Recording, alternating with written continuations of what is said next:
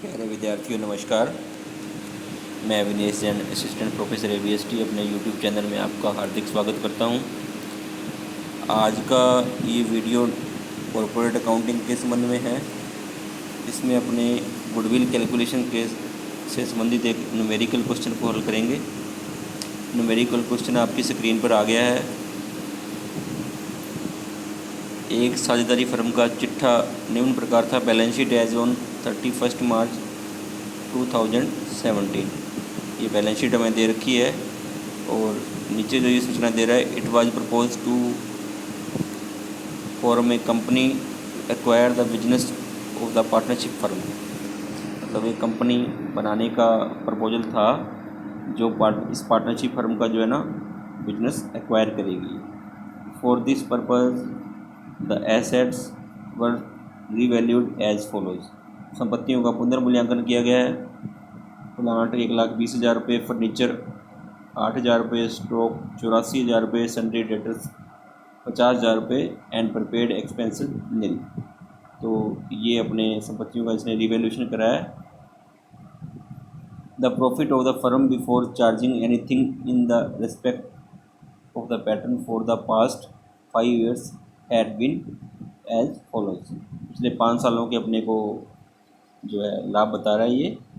तो ये 5 सालों के लाभ दे दिए हैं। इसके बाद आगे बताता है, included in these profits were non recurring incomes averaging 3,000, but from the nature of the business casual non recurring incomes were found to be rise every year and promoters agreed that a figure of rupees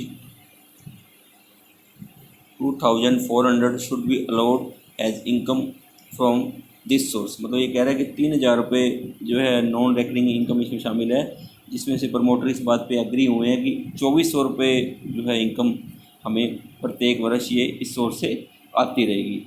ignore income tax को अपने को ignore करना है। उसके बाद आगे कह रहा है, क्या कह रहा है, calculate the value of goodwill considering the following facts. The normal rate of return on average capital employed में बी टेकन 8%। जो नॉर्मल रेट ऑफ रिटर्न है वो 8% अपने को मान के चलनी है। 5 ईयर परचेज ऑफ द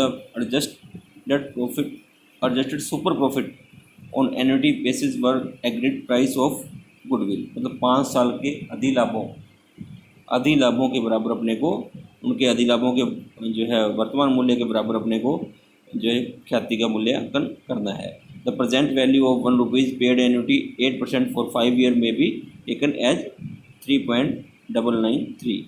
तो प्रेजेंट वैल्यू है जो 1 रुपये के लिए 8% की दर से वो आज 5 सालों के लिए एन्युटी की वो 3.99 पैसे है। हाँ, मतलब 3.993 रुपये जो है 1 रुपये का मूल्य है। अगर 8% की दर से कटौती की जाए 5 साल के लिए, उसका वर्तमान मूल्य 3.993 रुपीज़ है। ठीक है, तो अपने देखेंगे सबसे पहले अपने को क्या निकालना होता है। इसमें अपने स्टेप बाय स्टेप अपने निकालेंगे गुडविल तक पहुंचने के लिए। पहले सबसे पहला स्टेप अपना है कि हम एक्चुअल एवरेज प्रॉफिट की गणना करें। तो एक्चुअल एवरेज प्रॉफिट के लिए अपने क्या करते हैं, सबसे पहले जो अपने को इसने लाभ दे रखे हैं पिछले 5 सालों के, उनका अपने एवरेज निकाल करके एक्चुअल एवरेज प्रॉफिट की गणना करते हैं। पिछले 5 सालों के लाभ इसने दे रखे हैं अपने को, जो वो अपने लेके चलेंगे। 50,000 रुपये, 58,000 रुपये, 66,000 रुपये, 70,000 रुपये और 66,000 रुपये। लेकिन इनके अंदर अपने कुछ एडजस्टमेंट करने पड़ेंगे। इसने जो पुनर्मूल्यांकन किया है संपत्तियों का, उसका 5वें साल के लाभों में अपने को एडजस्टमेंट करना पड़ेगा। तो इसमें जो चालू संपत्ति हैं उनका एडजस्टमेंट अपने करेंगे। स्थायी संपत्तियों का इसमें एडजस्टमेंट करने की जरूरत नहीं होती। केवल चालू संपत्तियों का चालू वर्ष के लाभों में अपने पुनर्मूल्यांकन के प्रभाव का इसमें शामिल करेंगे। तो इसमें चालू संपत्ति कौन सी, तो स्टॉक है जो पुनर्मूल्यांकित मूल्य इसका 84,000 रुपये, पहले था ये 90,000 रुपये का, यानी 6,000 रुपये का स्टॉक अपने कम हो गया। तो ये अपने इसके लाभ 6,000 रुपये से 5वें वर्ष के लाभ कम कर देंगे।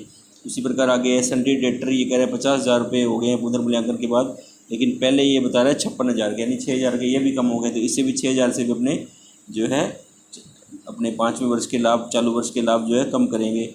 उसके बाद कह रहा है प्रीपेड एक्सपेंसेस, ये कह रहा है नील हो गए हैं अब, लेकिन हमने प्रीपेड एक्सपेंसेस 2,000 रुपये ले रखे हैं। तो 2,000 रुपये के की वैल्यू से प्रीपेड एक्सपेंसेस के हिसाब से भी अपने चालू वर्ष के लाभ कम करेंगे। इस प्रकार से ये 6,000 और 2,000, 6,000 स्टॉक के लिए, 2,000 प्रीपेड एक्सपेंसेस के लिए और जो है 6,000 रुपये डेटर्स के लिए अपने जो पुनर्मूल्यांकन, ये चालू संपत्तियों को पुनर्मूल्यांकन करने पर इनकी वैल्यू इतनी कम हुई है, इसको अपने घटाएंगे चालू वर्ष के लाभों से। तो ये अंतिम वर्ष के लाभ जो 66,000 के स्थान पर अपने ये 6,000 और 2,000 यानी 14,000 घटा करके 52,000 रुपये लेंगे। तो इस प्रकार से कुल लाभ हमारे हो जाएंगे 5 सालों के 2,96,000 रुपये और एवरेज प्रॉफिट अपने पास आ जाएगा 59,200। अब इसमें एक चीज़ दे रखी है कि 3,000 रुपये नॉन रेकरिंग इनकम जो इसमें शामिल है, तो वो अपने इसमें से घटा देंगे। तो 59,200 में से 3,000 घटाने के बाद अपने को 56,200 रुपये आ जाएंगे। इसके बाद आगे ये भी कह रहा है कि नॉन रेकरिंग इनकम जो है 24 रुपये पर वर्ष की हिसाब से, प्रति वर्ष के हिसाब से जारी रहेगी। इस पर प्रमोटर एग्री हुए हैं तो 24 रुपये अपने नॉन रेकरिंग इनकम में जोड़ भी देंगे। इसके बाद जो स्थायी संपत्तियों का पुनर्मूल्यांकन किया है, उस पुनर्मूल्यांकन के फलस्वरूप डेप्रिसिएशन पर क्या इफेक्ट पड़ेगा, उसको भी अपने एक्चुअल एवरेज प्रॉफिट की गणना करते समय ध्यान में रखना है। तो यहाँ पे डेप्रिसिएशन जो है, डेप्रिसिएशन में हमारी सेविंग होगी पहले से 2,800 रुपये। तो डेप्रिसिएशन की जो सेविंग है 2,800 रुपये, इससे अपने प्रॉफिट बढ़ जाएंगे, तो ये अपने इसमें ऐड कर देंगे।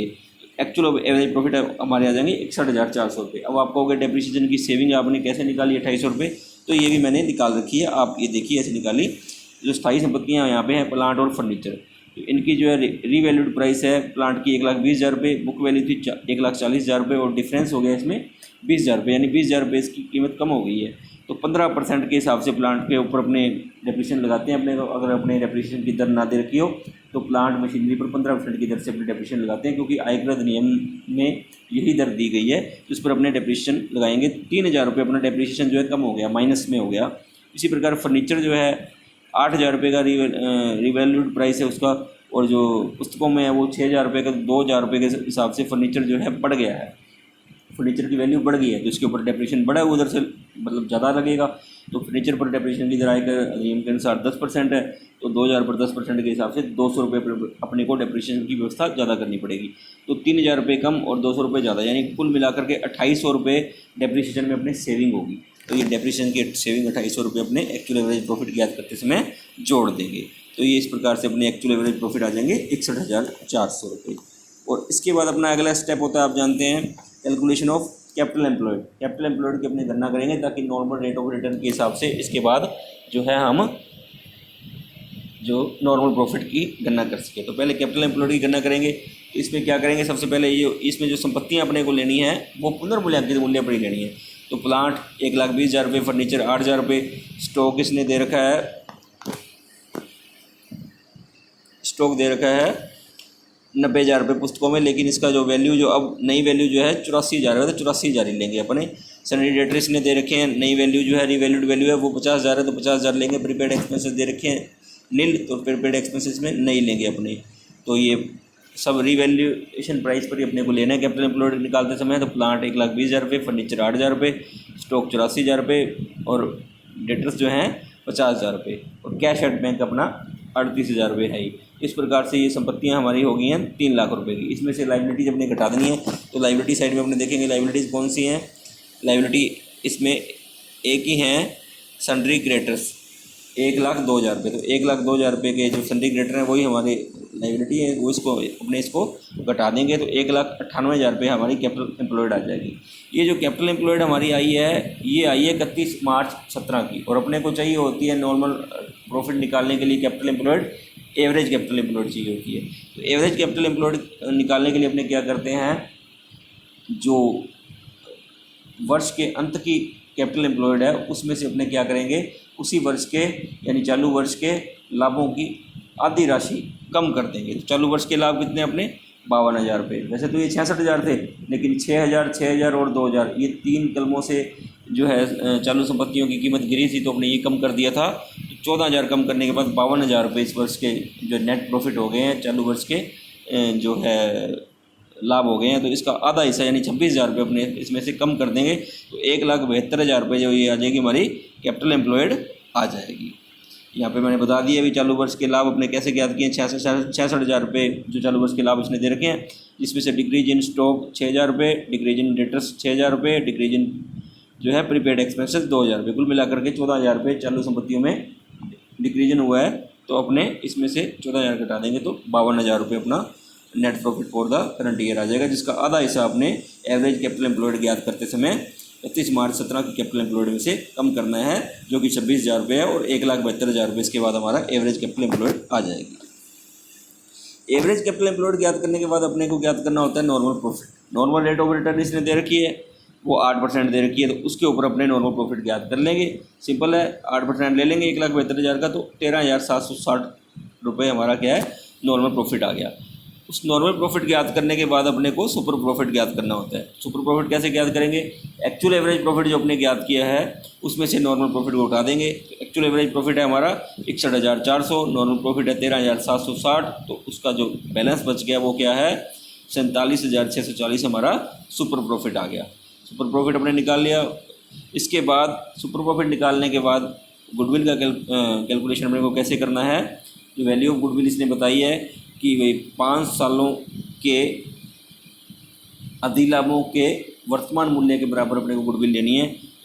तो वर्तमान मूल्य जो 1 रुपये के लिए एनुटी टेबल के अनुसार जो है 1 रुपये का इसने 5 साल के लिए दिया है 8% की दर पर 3.993 रुपीज़।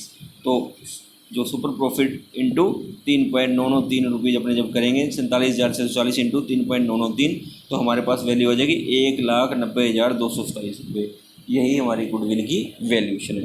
तो आपने देखा हमने स्टेप बाय स्टेप कैसे गुडविल की वैल्यूएशन की। सबसे पहले अपने निकालेंगे actual average profit, actual average profit के बाद अपने निकालेंगे कैपिटल एम्प्लॉयड, कैपिटल एम्प्लॉयड के बाद अपने निकालेंगे नॉर्मल प्रॉफिट्स, और नॉर्मल प्रॉफिट की एक्चुअल एवरेज प्रॉफिट से तुलना करके अपने निकालेंगे सुपर प्रॉफिट। और सुपर प्रॉफिट को एन्युटी वैल्यू के अनुसार जितने सालों के जो है जितने वर्षों के अधिशेष लाभों अधिलाभों के बराबर अपने गुडविल की वैल्यूएशन करनी है, उस हिसाब से अपने इसकी वैल्यूएशन करते हैं। तो आशा है आपको ये न्यूमेरिकल क्वेश्चन समझ में आया होगा। आप इसको 1 या 2 बार ध्यान से देख लें ताकि आपको ये कंसेप्ट क्लियर हो जाए, और अगले वीडियो में अपने किसी नए टॉपिक के साथ फिर मिलेंगे। तब तक के लिए धन्यवाद।